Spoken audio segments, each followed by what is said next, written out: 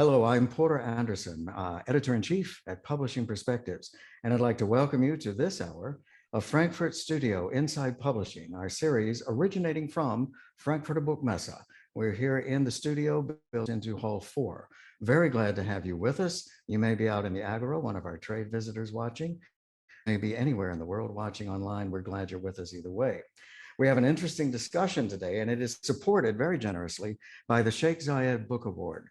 And we want to thank them for their presence and for being so supportive and so generous in helping us bring this to the world, because what we're talking about is the untapped potential of Arabic literature. And nothing is doing more than the awards program coming out of Abu Dhabi from the Sheikh Zayed folks to do this. You'll hear us talk about this more. We'll get into it some as we discuss this with our guests. With me today are Kevin Blankenship, who is an assistant professor of Arabic at Brigham Young University, Yasmina Jalistati, the literary agent based in Paris and working rather uniquely in the Arab worlds, the many cultures of the Arabic world, to find the best literature and help us get to it in other parts of the world. And our old friend Chip Rossetti, who is with the Library of Arabic Literature. We're glad you're all with us. I'm going to ask each of you to give us just a little bit of your background pertinent to our conversation today about bringing more Arabic literature into the world of publishing. Would you start us off, Kevin, and give us a sense of your background and how you come to be doing what you're doing? Hi, everyone. Thanks to the Sheikh Zayed Book Award for this chance to talk with everyone about Arabic literature. Thanks to Porter for moderating and to Yasmina and Chip for joining us. My name is Kevin Blankenship, as was mentioned. I'm a professor of Arabic language and literature at Brigham Young University in America. I specialize as a researcher in classical Arabic literature, and I do some translation myself, especially from poetry, which I really enjoy. I grew up with no background in the region, but early exposure to its literature, especially at university, and really fell in love with the culture and language early on. So, and every chance I get, try to write about it for a general audience as well. Wonderful language. Would you speak to us, Yasmina, about your background and how you come to be one of the very few agents working in Arabic literature? Thank you, Porter, and thank you for inviting me to this session. I was looking forward to discussion and always keen on shedding light on Arabic literature in translation. So my name is Yasmina Jalistati. I created the Agency for Arabic Literature called Raya in 2004. I didn't really know what I was doing back then. I was just trying to find a way to make Arabic literature known to publishers. I was studying in France at the time, and I was told by accident by a friend that what I was trying to do was called agenting. So I just basically read books that I loved and went knocking on doors and tried my luck.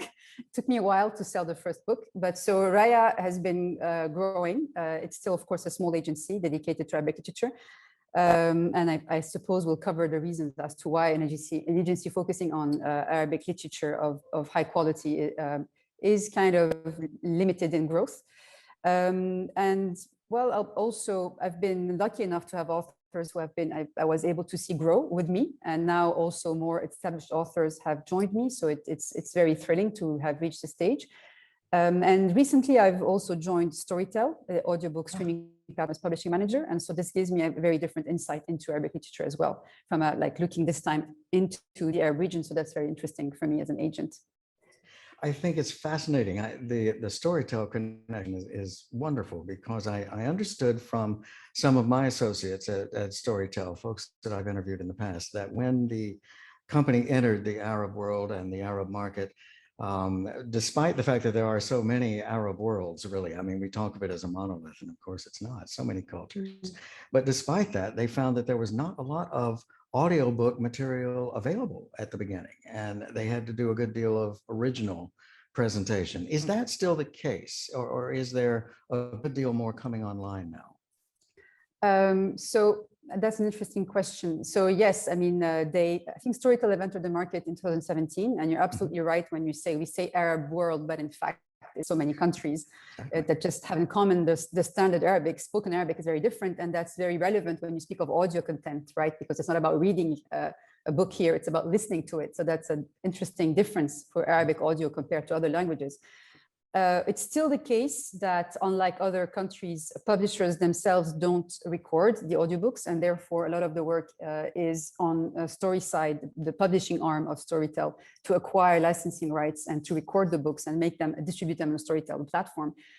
So that's certainly still true. And originals have been, from the beginning, the idea, like having these shows that are written initially for the audio platform first, and then potentially licensed into paper. So that's also still true, definitely. Yeah. It's good to know. In a way, this is something I love about Jonas Tellander and Storytel, is that in many parts of the world, he's not only going in and selling what's there, but he's actually generating new material, which is so valuable. At some point, we probably have to call Storytel the publisher it is. And that's an exciting element of what they're doing and what you're doing with it. So I'm glad to hear that. Let me come to you, Chip. We've worked together so many times in the past. And one of the things I love so much about your background is that you have this great understanding of the classics and work so well within them, but you also know the contemporary side of Arabic writing and Arabic writers today. Can you tell us a little bit about how you come to do what you're doing? Sure. Thank you, Porter. Yes, we do go back. I'm delighted to be talking here on this panel with Kevin, with Yasmina, and thank you to the Sheikh Zayed Book Award for organizing this.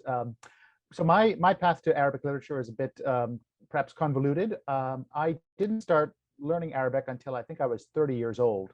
My background as an undergraduate was in classics, so Greek and Latin, and then worked in book publishing in New York as an editor, acquiring editor for a number of years. Sort of mainstream trade houses like Little Brown and Basic Books, and eventually began taking Arabic in the evenings as sort of a to follow an interest I'd had. As my father had actually worked teaching English literature in Baghdad in the 1960s, so I'd had sort of a tenuous connection to the region. I'd heard him speaking about it. He didn't know any Arabic. So I eventually began taking it and realized I would never really learn Arabic properly, or certainly have any sort of fluency in it, unless I really moved to the Arab world. And as a result, I sort of, by hook or by crook, I managed to get myself hired by American University in Cairo Press as their acquiring editor, senior editor there, and spent 2 years working with my wife as well. She was the foreign rights manager for the AUC Press. And that really was my baptism by fire into the world of translation and Arabic literature and who the contemporary Arabic authors are, simply because AUC Press was so heavily involved with translations, with sort of, in many ways, sort of carrying the flag for kind of a lonely battle, as it were, for a number of years. There was such a limited field of readership in English for Arabic literature. Long story short, I returned. I got my PhD in Arabic literature, contemporary Arabic fiction. And since 2011, I've been working as the editorial director of a book series, The Library of Arabic Literature, which publishes classic Arabic texts of all varieties. We try to keep a very broad remit, from poetry to history to travel to cookbooks to law to Islamic law to philosophy, in new translations, facing page translations, and then bringing the books out in English-only paperbacks. So this is a way we've tried to insert getting Arabic literature into the bloodstream of people who think of themselves as interested in world literature. Additionally, I translate contemporary Arabic fiction myself, novel, short stories. I have 2 short story collections coming out next year. So we've actually got 2 translation experts here. And then one of the things you're mentioning the Sheikh Zayed Award. One of the things I love about it is that with 9 categories, they're able to, Dr. Ali and his group are able to actually give us both things. We're getting something for the contemporary audience every year in the awards program, including for children. Yeah. And yet we're also getting things for scholars. There is rigorous scholarship being awarded by this program as well. It sometimes seems to me, Chip, and tell me if I'm just making this up, could be, but it sometimes seems to me that we're almost talking to 2 worlds when we talk about Arabic translation and the need for it in the world. We do have such a big and vibrant scholarly basis of interest there. And yet we have the mass market, we have the trade, as we call it. Because at Publishing Perspectives, we primarily cover the trade, although we also deal with academic. I tend to watch what's happening in that audience and how aware they are of Arabic literature in the contemporary side. Is that right? Is it almost a two-tracked situation at this point in the evolution of translated Arabic literature? I think so, yes. I would even say, multiple tracks. Obviously, I mean, talking about a translation of adult novels, that's a very different market, obviously, from the children's literature, which is blossoming in Arabic, and certainly has blossomed in English language, for the last 20 years, the children's publishing. It's wonderful to see this kind of growth in children's publishing in Arabic, but certainly for academic or scholarly sort of the awards that are given to sort of scholarly literature in or scholarly texts for the Sheikh Zayed Book Award seems to be a different sort of approach, a different sort of readership there. I mean, obviously, that's going to be and Kevin, you may be able to speak to this too, as sort of a much more, people who are perhaps able to read it in both languages to begin with. But in some ways, highlighting some of the intellectual work being done in the Arab world, which is very important. But obviously, from something like Publishing Perspectives, point of view, there's really, interest in reaching out to people who are generally interested in literature and literary world, and have generally been, this whole Arabic literary scene has been a closed book to them, to use an expression, simply because it has not been available in translation, and people just don't know where to start, publishers included. Yeah, if I could dive in here for just a second, and Please do. please I tell was me. going to ask you to. Yeah, jump in. I appreciate that. And please tell me if the audio cuts out. I can repeat a point. Okay. If I can embarrass Chip for a second, this is something that Library of Arabic Literature, I think, does pretty well, which is trying to bridge these two worlds. On the one hand, these are great scholarly resources, the books that they're producing. On the other hand, they're very aware of sort of the broader audience, the mass market audience, people who are interested in literature but are not specialists, and so. There's an attention to putting out these English-only paperbacks and getting the kind of translation that are readable, to use a sort of a controversial term within translation studies. And this difference you point out also from a translator's perspective, this is something that was first pointed out to me really by someone who is here with us in spirit, if not in person, Michael Cooperson, who recently translated with the Library of Arabic Literature. He said that, you're really, a translation, there you go, shameless plug for imposters. Good job. Translating for a scholarly audience and translating for, a non-specialist but educated readership are two very different animals in some ways. And, in my own thinking, that comes down to expectations and purpose. What's the purpose of a translation for a scholar versus what's the purpose of a translation for a generalist, educated but non-specialist reader? And so in some ways it's very hard to bridge that divide. And again, I think Library of Arabic Literature does that, better than most, but it's an ongoing challenge. Yeah, I love the point you're making. And I have been aware of Michael Cooperson talking about this. He was saying that a great many very fine translators actually fall into the side of writing it in English. And it may take some time for them to become good at writing in English, because their main interest, of course, was the translational value and the research. And I found that fascinating, because it means that you're right. There is a certain special task for the person who is translating to the contemporary audience, who reads a certain kind of literature and expects a certain kind of standard. Yasmina, along these lines, may I hope I don't put you on the spot here, but one of the things that I've understood over the past few years is that in the Arab worlds, plural, there is not necessarily the same tradition of editing for material that there is in the Western world. And that often a translator who may find a piece that's wonderful, and she or he is eager to see this thing come into translation and going from publisher to publisher, may be starting with a manuscript that doesn't have the drafts, that doesn't have the great scrutiny that heavy editing in the Western world gives a piece. Is this still the case, or more a tradition of editing starting to grow?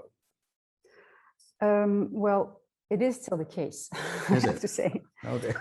Well, for a variety of reasons. Yeah. I don't want to to give publishers to directly, because it's something we've been discussing a lot. And I've actually asked straightforwardly to publishers already, why aren't we, editing the manuscripts more? And I've had like personal experiences where I could see that the book I was representing really had a lot of potential. It was great, but I could see that it did need some sort of editing, because it was like for very clear reasons. And it did turn out to be a very sour experience for the acquiring publisher, because they didn't have a lot of experience with Arabic. They didn't expect this kind of unpolished material.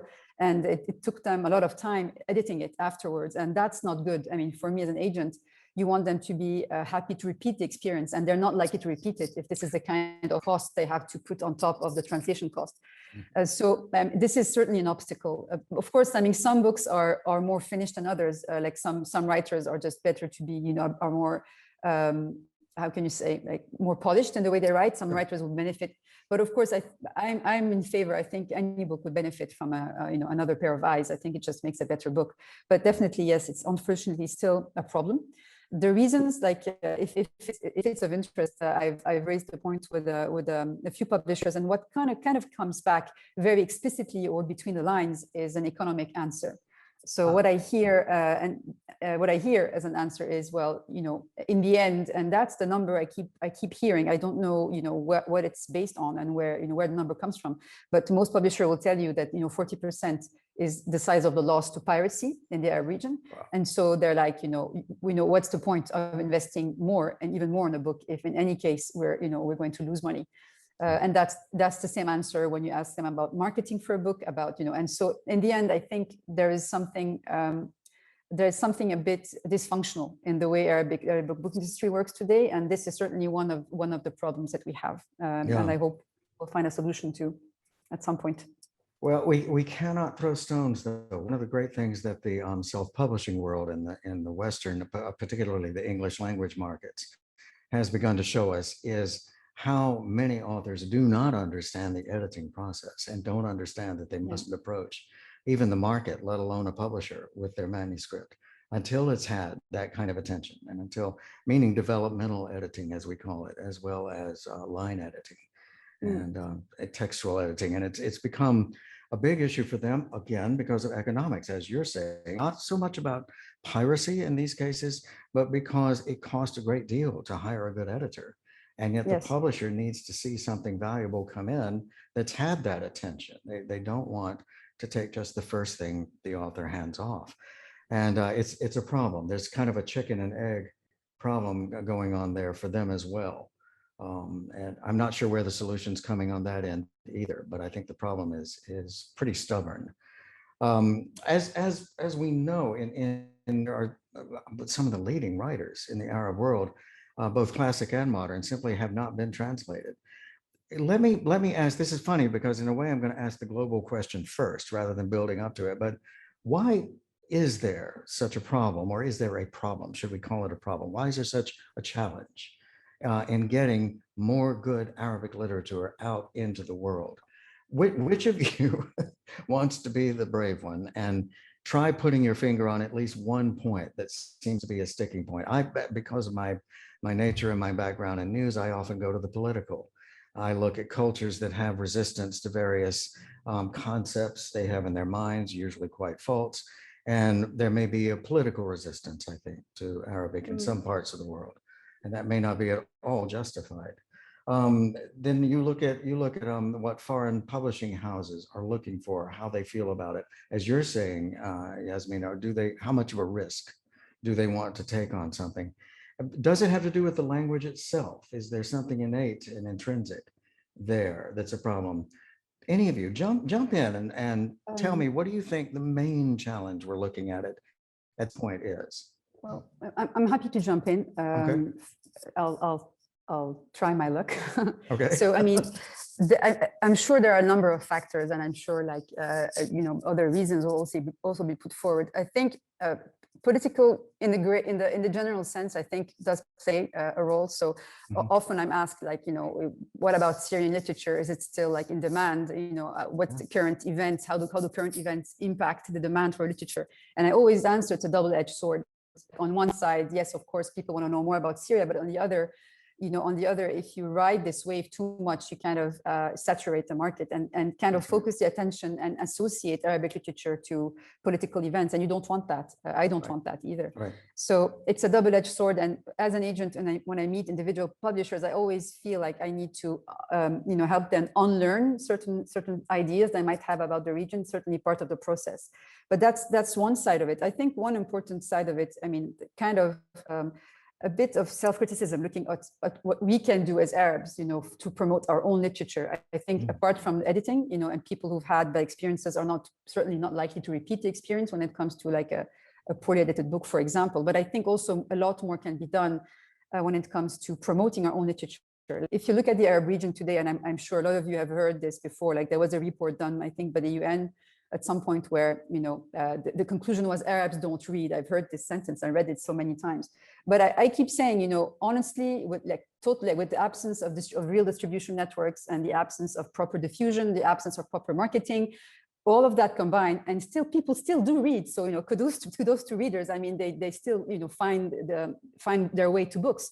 So I think we need to do more in informing people about what books there are. And I think definitely the gap between the Arab countries, Arab publishers, and international publishers is certainly smaller than when I started, because that people meet more and there are more opportunities to meet. But I think there is a more in-depth thing to be done, and I think information is one of them. We don't have enough information tools. I mean, they are meant to the wider audience. I don't mean scholarly efforts. I mean really publications. Of course, you have some blogs here and there, but nothing that has enough, how can I say, aura. And I also think we need to do more in terms of evaluating our production, because I mean, you see this being done by various media outlets. Of course, today with social media and all of this, people still question, what's the role of a critic today when you have influencers selling books online. But I think a critic still has a role to play. Like, it's different. They're not just doing publicity, right? They're evaluating the book somewhere. And somehow we do have critics, but it's not the same kind of scale. So I feel these are two important obstacles to literature traveling. Of course, there are other reasons, but this is something that at least we can try and address, and the rest has to come from other sides as well. But so information and evaluation, I think, things we need to work on as our stakeholders of the book industry. These are very cogent comments. I started my career in journalism as a critic, and I was fortunate to be trained by the National Critics Foundation here. And what I learned doesn't actually happen in practice, even in the West, very much anymore, which was actual criticism rather than reviewing. Now we have consumer review, and I think that trend has taken our part of the world's markets a bit off track as well. So in the informational and in the evaluative space, there's much less understanding and depth. But I'm also struck by your mentioning distribution. I think, honestly, there's a gold mine waiting for somebody who wants to get into the many cultures of the Arab world and create distribution across their borders and across their cultures, because everywhere we hear this. And one of the things that Mohammed Rashad, who is the president of the Arab Publishers Association, told me last year during the Abu Dhabi fair, is that what's happening there is very upsetting in terms of the throes of the lockdowns, of the deepest parts of the pandemic we're still coming out of. He said that during those times, it was very easy to spot which publisher was capable of moving into an internet contact with readers and trying to find consumers and operating online, and those who weren't. And those who weren't really fell by the wayside, and some of them were lost entirely, which is terrible. But there again, what almost is a substitute for distribution at this point is at least internet fluency. If you can get a customer and get a publisher and get a retailer online together, you can do it. But that's not what distribution really is. We actually need somebody moving this material around forcefully and growing the internet structure around it and the framework. There's much to do. A lot. Yeah. I would just pop in too. Please, seconding what Yasmina said. I mean, certainly it would have been very helpful when I was sort of in, this is now the late 90s, trying to sort of acquire literary fiction or translation in places like Little Brown, kind of hitting a hard wall. This was really the political side where America was that Americans aren't interested in translated fiction. We don't care what it is, forget it. It's, cost. There's an extra cost of translating. We can't get the author on NPR because he or she doesn't speak English, and forget it, just too much. But the one thing I did have, of course, was the French Publishers Agency putting together a glossy catalog of the latest French books and descriptions in English, and German publishers, the German Book Office doing something similar, the Dutch Translation Fund. There had not been anything like that, even if I were aware at the time of something similar from the Arab world. I know occasionally you'll see about things like this, like Egypt at one point, the GIBO, the General Egyptian Book Organization, had started to do things like catalogs. So it would be wonderful to see more of that. And I'm sure, Yasmina, you're put something similar together on your own for Raya. But again, that was something that's kind of a basic sort of, here's what's coming out, here's what you should be paying attention to. And frankly, of course, for book publishers, things like the Sheikh Zayed Book Award and other awards that sort of, if you have no clue what's going on in literature in Arabic right now, well, this book won an award. These are the authors you should be paying attention to. That's right. Here's a place to start, even if you don't. So I would just briefly say the other thing too is that was one reason that translation has been difficult is, first of all, Arabic is a difficult language to learn, like Chinese. It's a big barrier to get to that level, and so it's been a pretty small pool of translators. Obviously, it's growing. It's wonderful. It has been growing. There's far more translators for whom translators, let's say Arabic to English, whose native language was Arabic or come from an Arabic heritage, which is wonderful to see too. But that does mean it was, for a while there was kind of a stuck simply because there was a very small pool, and therefore not a lot was making it through the pipeline, and therefore English language publishers, for example, didn't have much to go on, and there was not sort of a great competition for sort of a sense of there's an urgency about this. But of course, there really is. There is more firm, and I do have to say just one last thing. Certainly for U.S. publishing, the environment, the milieu of sort of the publishers out there, smaller publishers willing to take more risks. There's less of a sort of a blanket fear that translation doesn't work. But it just warms the cockles of my heart when I see New York Times is reviewing a translation like any other novel, whether from Arabic or Japanese. It's okay, the water's fine, and actually readers do quite like literature and translation, and why not? It only enriches the language and the reading experience. I see that too. I see more publishers becoming brave enough to put the translator's name on the cover, which of course in the West used to be something you never did, because then they'll realize it's a translation. Horrors. Now they're putting the translator's name on with pride. They're pointing out this translator won a Booker. That's pretty good. Right. It's wonderful to see this. And you've made a good point. I think awards are playing a role in this. In a way, I'll give you an example. Books from Norway is one of the great national outreach services that we all look at and use it as an example, because the Norwegians have been wonderfully ingenious in selling their material across borders and across frontiers and getting it translated by coming together with a national site and a national movement to get it all out together. The publishers are all combined on this and they're working together with it. We see it now in Italy. We see a Brazilian effort coming along in a really good way. I love seeing these national and regional efforts to move literature out, as you're saying, with display, with a nice catalog of what we've got, explanations of what it means, and contextualizing so publishers can find out, why should I look at this? Publishing Scotland does this in an amazing way. What I'd love to see is what you're talking about. And at this point, it's falling to the awards programs to do this job. And this is something the Zayed is doing. In fact, some people will know Michael Cooperson, whom we just mentioned, because he won a Zayed last year. He is one of the award winners from 2020. And you see this display of material come out from the Sheikh Zayed Book Award every year. This is the missing catalog. This is the missing gesture to the world. Look what we have. Here is our store window. Here is our display. The International Prize for Arabic Fiction does a wonderful job, although they just choose one piece a year. I'm particularly interested every year because they're working in contemporary, and not being a scholar myself, in Arabic. This is something I can get closer to quite quickly. So I do love this aspect of what the awards are doing, but we need exactly what you're saying. We need some, and again, I would like it to combine many of the Arab cultures, some outreach effort to promote and to say, look what we have here. Come find us. Kevin, where are you on this? Is this making sense in what you're seeing too? Is there this need of outreach going on?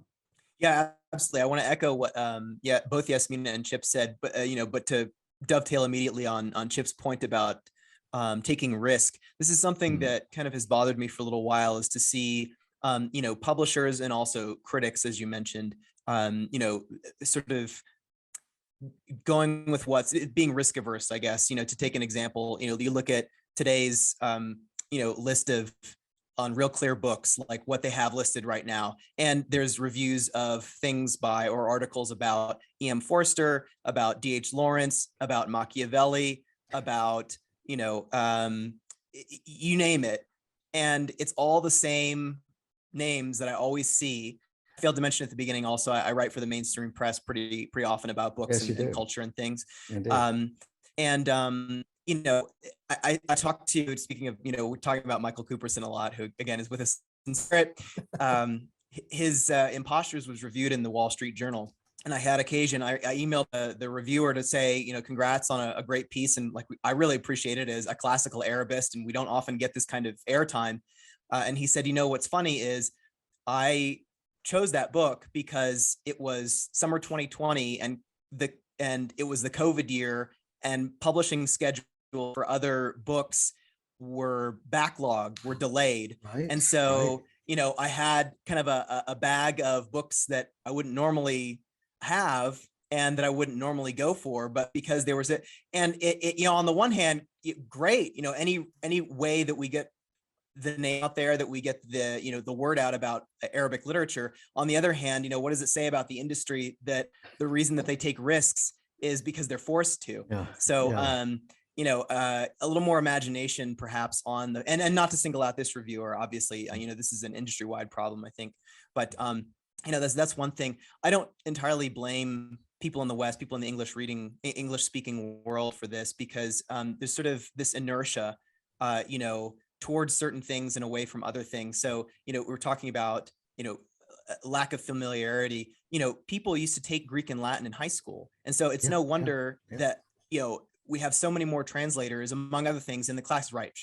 For example, that we have so many translators in the, one colleague said that translating the classics, meaning the Greek and Latin classics, has a longer translation history than some national literary traditions. And so no wonder that people in the West are more familiar with these works versus, they don't take Arabic. We don't take Arabic in middle school. Right. We don't take Arabic in high school. And so unfamiliarity with sort of the language and also the categories. So some categories from the region have made it through, like in poetry, for example, people know what a ghazal is, right, like a love poem. People know what a pantoum is, but there's all these sort of basic categories. Everyone knows what a sonnet, well, not everyone, but, the sonnet is something familiar to us that we're aware that, oh, even if I don't know exactly what it is, I should be familiar with it. It's something that I should know about. Right. But, a qasida, which is kind of the classic Arabic ode, or in other languages too, so we still have a lot of work to do, both from a translational side and also from a promotional side, as you said, to not just introduce titles and authors, but also basic categories, and to get people familiar with basic language and culture, and get them talking about it as if it were, part of the landscape in which things are already there and already participating. You're quite right. I think, in fact, speaking of sonnets and our familiarity with that, as you say, such as it is, very few of us know there's more than one kind of sonnet, for that matter. But if we think Shakespearean when we say the sonnet, right, when we're looking at our 14 lines, one of the things that I think has always helped, of course, with that body of material is performance. The fact that we understand a lot of that writing through performative signals that have come to us over the ages, plays and film adaptations, music based on a lot of this music, a lot of this literature. There is such a thing in relation perhaps to The 1001 Nights, which I almost hesitate to mention. But again, looking at some of the things Cooperson has said, the adaptation format seems to help travel literature, if you will, into other cultures. And I wonder, now, you know, there are some examples, but I wonder if more performance elements and support could have or might still help power, help drive, and become a vehicle for Arabic literature into non-Arabic cultures. There seems to be less performance connected with it, or is that just me? Am I incorrect on that? Yeah, I mean, it's certainly there's a modern theatrical tradition in Arabic. You know, it occurred to me too. I mean, you know, BBC used to do radio plays based on Guy Mahfouz's novels. You know, you know, years ago they sort of did that's much more of a British sort of phenomenon, the radio play. Yeah, it's some of the, as Kevin mentioned, there are certain genres that don't quite link up or have not really sort of had a resonance in English. I mean, one of the big things classical Arabic has is saja, sort of a rhymed prose. So when we think of rhyme in English, we assume it's poetry. You can have poetry without rhyming. You can't have rhyming unless it's poetry in English. Well, in Arabic, you can simply do rhymed prose. That is a long tradition in Arabic up to the 20th century. But when you translate that in an older text into and do it literally, okay, I'm going to come up with a rhyme for this, it sounds odd. It's something not quite rap. It's something you kind of have a tendency to sort of make it sort of sing-song in English. This has been a real problem, like Library of Arabic Literature, simply because saja, this rhymed prose tradition, sounds very good in Arabic. Really hard to make that work in English without coming up with something else or really trying to come up with some other solutions. Fascinating. Now, what's chiming in my mind when you say that is the case of the Beijing Opera, formerly called Peking Opera, which of course could be a wonderful performance vehicle to move more of that culture's art into other cultures, but it's not something that other cultures like to listen to. It's simply a sound that isn't easily adapted into other cultures. I think from that example, I know what you mean.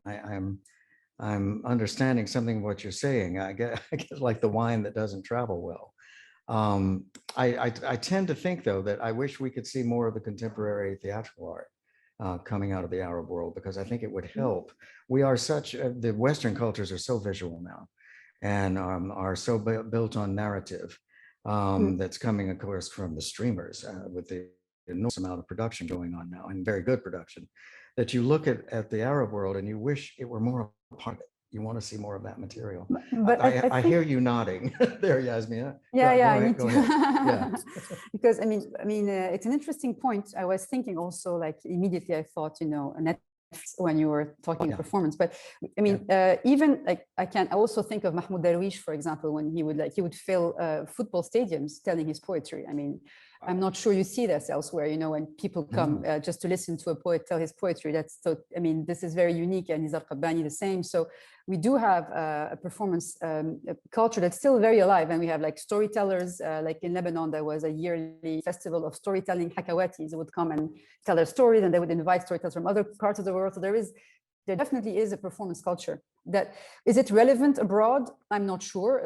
The only time I saw Mahmoud Darwish, and I had the ultimate honor to have a drink with him in Frankfurt, even memorable experience. It was in Frankfurt, and he gave poetry, and there was a crowd, and most of them were German, whom I could tell they didn't know Arabic, but there's something in Germany which I think is beautiful, is that they are happy to listen to a language they don't understand for a short while. It's as if they're listening to foreign music. I haven't seen this anywhere else, by the way. Wow. So this is you know, thank you, German listeners. But so today, I think there are, like, everybody's very aware of the audiovisual kind of dominance, certainly. And I know, for example, that Netflix has been trying to get into the Arab market. I know that they've been growing a team of Arabic-speaking, you know, knowledgeable people. So definitely, I think the performance that might be more accessible to a wider audience is coming. But on that, there's an interesting also, you know, the whole conversation that of course, even if I'm not, I think it's a very Anglo-American also conversation, the whole cultural appropriation issue. Kind of backlash sometimes. So, for example, I have there's a book I thought was a beautiful first novel but it was by an Arab author who was telling a love story between a German young woman and a Nigerian migrant. And so the publisher refused to consider it because he felt this was cultural appropriation, like of an Arab telling the story of an African migrant. So I'm thinking, this whole debate, which is, I can see where it comes from, but sometimes can backlash. It's the same for movie adaptation rights. So I go to a producer, they love the book, but they immediately want an Arab director to direct it because they're afraid of being accused of cultural appropriation if they were to direct it with an American director. So it kind of, I see where it comes from. And when I was growing up as a teenager, when we looked at these American movies that would depict Iraqis speaking Arabic with an American accent, we would laugh so much. It was so unconvincing. But now we've gone to such an extreme that it's actually maybe even disturbing us, where we're not able to reach these platforms anymore. So I don't know, it's another debate perhaps, but an interesting one, I think. So let's see what Netflix can do. Exactly. This is a very good debate. You're putting your finger on here at Frankfurt. We often say that literature is political. There simply is no way around it. And what you're describing, the question of appropriation, and does it even exist? Is that what's happening? In case-by-case basis, that is actually a subtle form of political intrusion into what may be a different life for that literature if it weren't being challenged in such interesting ways. It's fascinating and concerning, the entire woke, as we call it now. Formerly, I think we said PC, we said politically correct. Body of concern that's moving through many of our cultures now can actually hamper what you're trying to do in terms of sharing, of all things, cultures. When I think probably anybody who came from the woke idea and concept would say, oh no, we want to share, we want to be talking with each other. And yet you run immediately into these problems. It's fascinating, isn't it? How we can trip ourselves up. It is. If I could Kevin, Sorry, yeah, please. if I could jump in on this point too.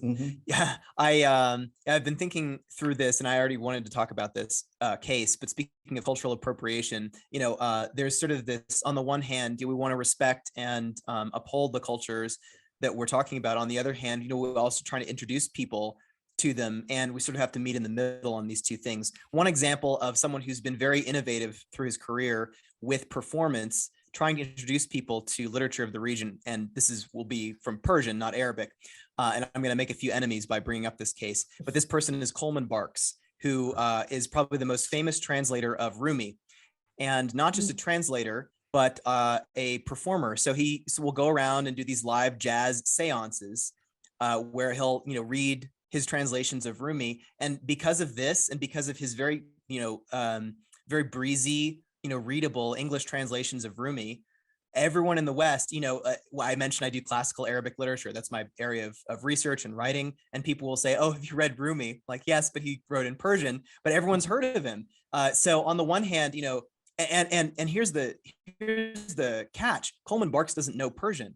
He doesn't actually translate. Really? So in the same way that Christopher Logue didn't know Greek, when he translated or, sort of reimagined, I guess, Adapted. the Iliad for war music, but that's probably my favorite translation of the Iliad.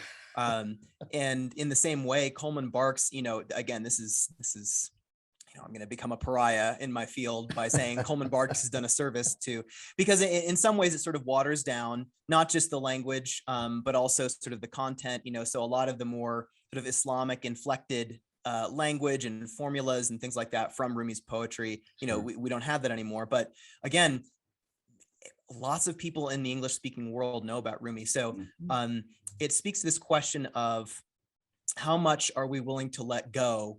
I mean, especially specialists and scholars in particular, how much are we willing to let go of, our hold on these things and let people sort of take them in different directions? And this is actually a question relating back to translation adaptation itself. Once you send a book out into the world, it's like, a child growing up, going off to college, and, you have to hope that you did your best, and then send that child off into the world, and where it goes and what it does, is largely not up to you anymore. So anyway, to make it a bit more philosophical, but some challenges that we face. I love what you're saying. First of all, we all have to admit Rumi has had a very good ride. And it's astonishing because of course that material is appreciated in so many places. And I'm sure bagged in with Arabic far too often.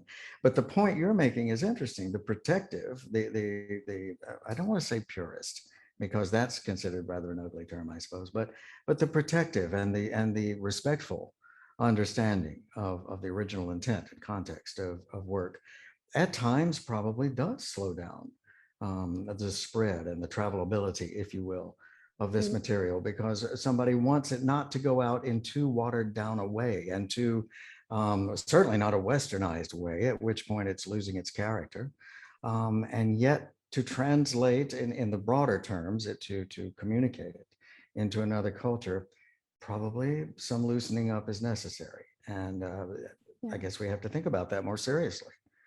I hear you. If I could pop in, yes, just Chip. I mean, yes, Coleman Let Barks you is and quite Yasmina. the controversial figure, but certainly there's room enough for translations that take Coleman Barks' approach to it, which is much looser, more domesticating, to use that term, that sort of to take it really out of its context. And then there are multiple translations of Rumi's poetry out there. Some are far more rigorous and much more connected to the original, and sort of get a sense that you're reading. I mean, it's a sense that, you know, you can translate, again, back to 1001 Nights.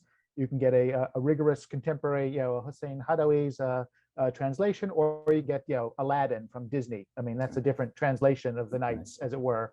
You know, there's all kinds of levels that these things can sort of approach, from the sublime to the ridiculous, or from the purist to the sort of, you know, let's make it as easy as possible, an entryway for anyone to approach this. And who knows, maybe, you know, a child who watched the Aladdin movie as a kid may grow up to read a serious translation of it, or even learn Arabic themselves when they get to college. So there's hope yet. Very true. Very I will say the Netflix really is, you know, trolling through it, the sort of the first of all, not just options that are, you know, Arabic language films and television series that are available that were just impossible to find unless you were sort of illegally downloading them from YouTube or something a couple of years ago. You know, one very popular thing that came out last year from Netflix Egypt was the series Paranormal, which was based on Khaled Tawfiq, a great novelist who passed away a few years ago, was sort of a pioneer of science fiction and horror in contemporary Egyptian literature, was sort of much beloved. A whole generation grew up of reading his paranormal books. I translated another of his books, one of his novels. So I had my fingers crossed that the success of Paranormal would lead to this other book, Utopia, coming out at Netflix.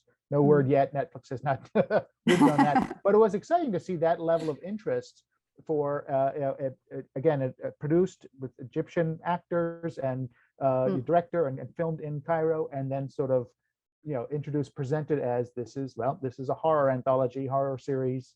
And, you know, maybe, you know, people will then find this more interesting, or publishers might find it interesting to find the author behind this series. So I hope there'll be more of that. That's an excellent example of what I'm saying I would love to see more of, even if horror and science fiction are not necessarily what I would normally watch. I'm very grateful to Netflix. They were with us a couple of years ago here in Frankfurt, and we're actually talking about the Egyptian piece at the time. It was in development at that point, and they were very excited about it because the international wing of Netflix development, which releases, as you may know, into 27, 28, I think almost 30 languages now at once. When they go out, they translate that many copies of the pieces, so that their huge audience can get at it as much as possible. They were very excited about this because I think it was their first real breakthrough, they felt, into something coming from Arabic. And I hope we see more of that. I hope that the trend continues. I do think that's a good way to travel things into such a visual culture as we have today. Yasmina, were you going to jump in on this? I thought I heard you say something. No? I tend to get carried away. So I'm sorry if I interrupt with small noises. No, we all can do. go on and on. No, I mean, so I'm just crossing fingers as well, because I think it's a great ambassador actually to have these films. And but I just also want to go back on the point of you know, not watering down a translation. And I love the idea of, you know, of having so many different possibilities and having room for approaches. Right. As an agent myself, I mean, sometimes I'm called to make a decision, on what kind of translation to encourage for a book that I represent. So, but then, it doesn't mean that it has to be the same for everyone. But I find it a very interesting question, because when I started, I was more of conservative, I would say, and I'd say, you have to stick as much as possible, be faithful to the author. And a lot of authors, when I started, were worried, how much of their word would be lost in translation. But as with time, I felt that actually too close a translation. I mean, I'm talking for trade now, of course, and not for classical poetry. And Right. but too close a translation actually sometimes is it's just not readable in the language of that you want to get into. So I feel. Sure. And I think this is a tribute to translators in general. I think their work is honestly underestimated. I think translators are actually writers in a way. They really get into the book and rewrite it in their own words, close enough to the original, and making the bridge basically. And I think this is where the whole creative aspect of the translator needs to be appreciated. So, and going back to the difficulty of Arabic, there are a lot of authors. I have one author in particular, like in Arabic, her writing is of a kind that it works well, but if you choose to translate it more literally, it will come out as flowery, but it's not her intention in Arabic.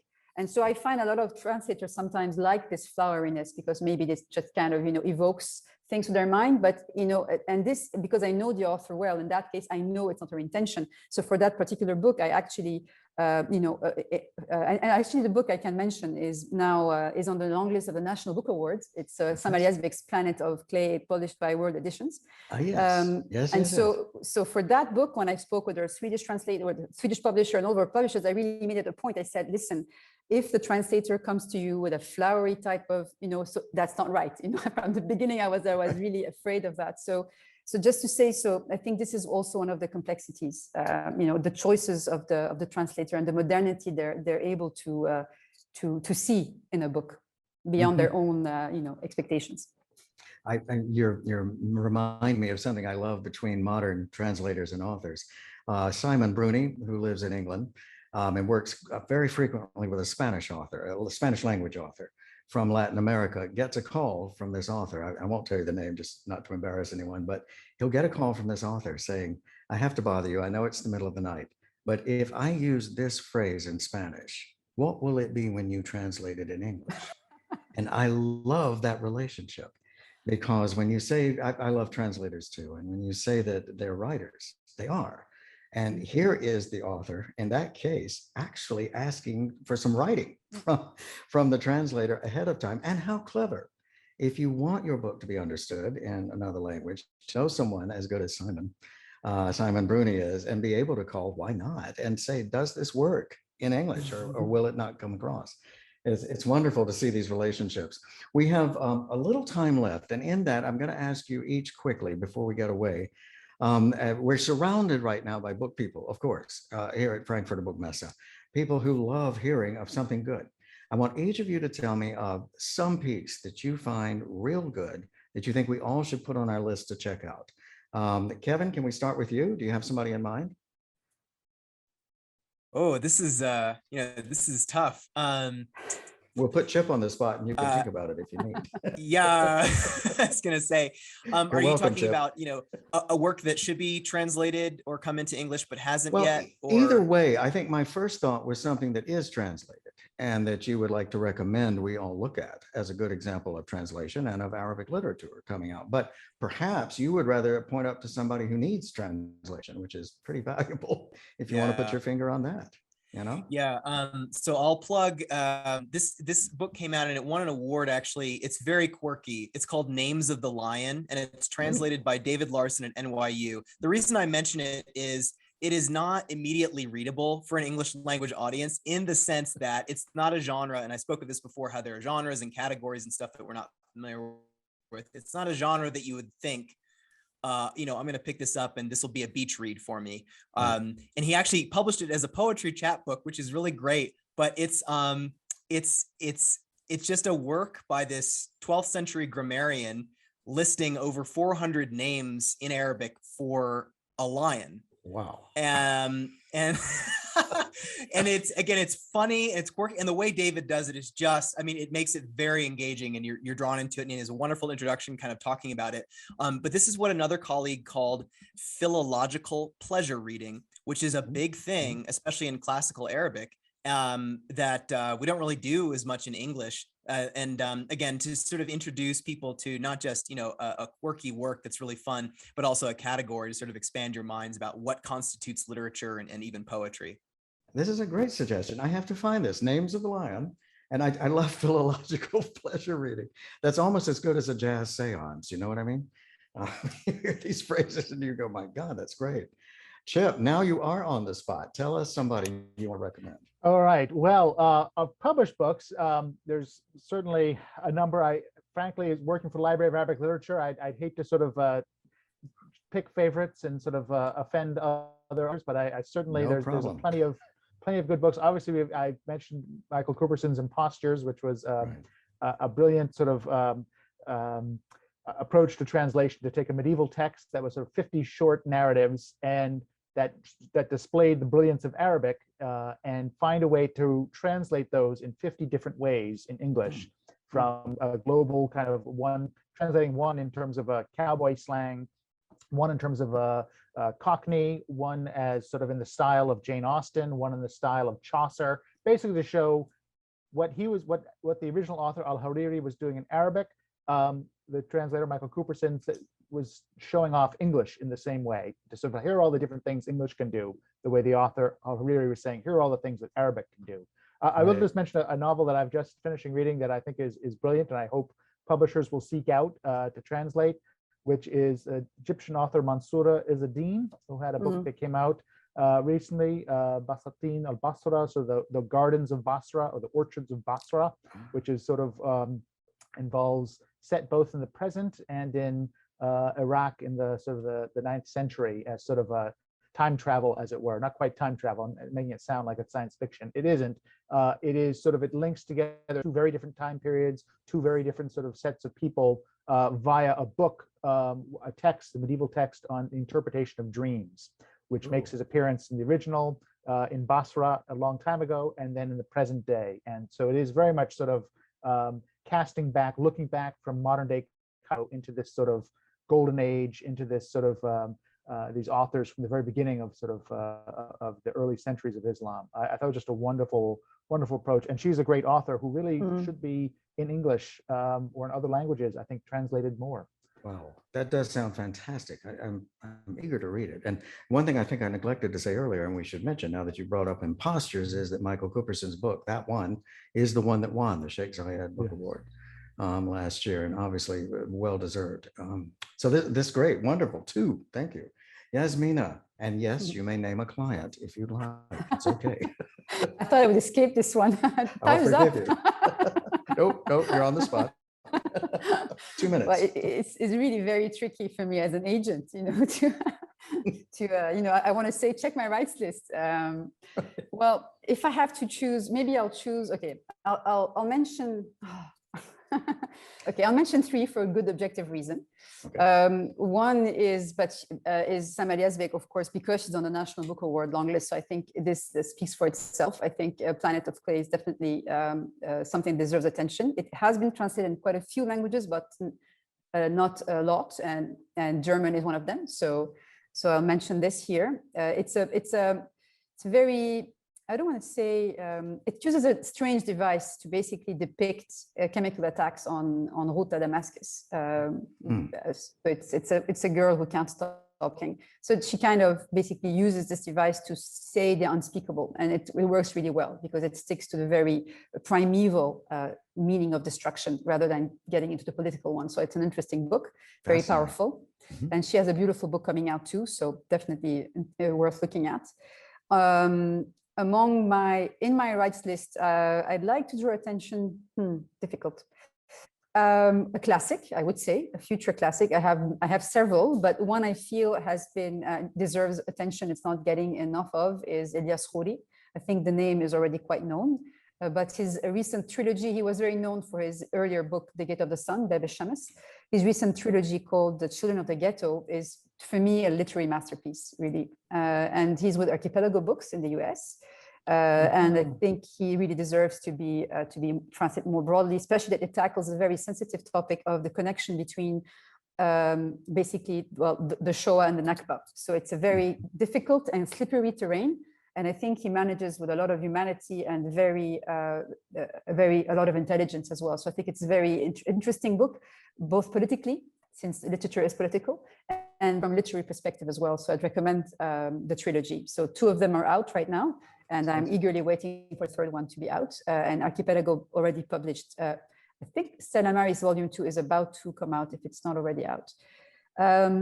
So these are for and maybe a new author that I've been representing now for a short while, won an award in Egypt, his first novel. It was translated by, there was a sample done by Adam Talib, and the title he suggested, which I think is great, is Some Achieve Greatness. In Arabic, it's Jawaiz al-Aqal, if somebody read it. It's really good. It's a very, very witty book on the Egyptian revolution. It's such a big topic in Cairo, it's impossible to avoid. But I think editors should be patient and not say another book on the revolution, because it's bound to come up in literature. But it's interesting because it's a book about a man who thought he would be a hero and kind of is not, basically. So it's a very interesting book. So there. And I hope none of my clients hear me. We won't tell them anything. You're only broadcasting in the Agora right now. It's no problem. No one's heard you.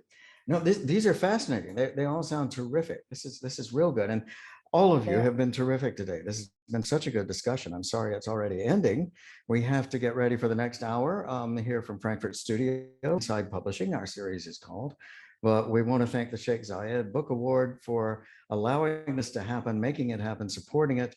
And we want to thank Kevin at Blankenship. We want to thank Chip Rossetti. And we want to thank Yasmina, say it for me again. Jalistati. Jalistati. That's beautiful. Thank you. Thank you. It's so good to hear from all of you. It's been a great conversation. I appreciate it.